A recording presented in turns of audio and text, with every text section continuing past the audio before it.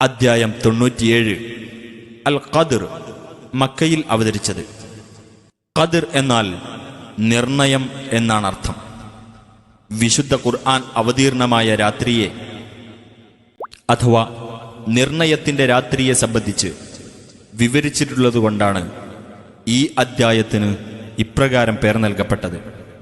പരമകാരുണികനും കരുണാനിധിയുമായ അല്ലാഹുവിന്റെ നാമത്തിൽ. തീർച്ചയായും നാം ഈ ഖുർആനിനെ നിർണയത്തിന്റെ രാത്രിയിൽ അവതരിപ്പിച്ചിരിക്കുന്നു. നിർണയത്തിന്റെ രാത്രി എന്നാൽ എന്താണെന്ന് നിനക്കറിയുമോ? നിർണയത്തിന്റെ രാത്രി 1000 മാസത്തേക്കാൾ ഉത്തമമാകുന്നു.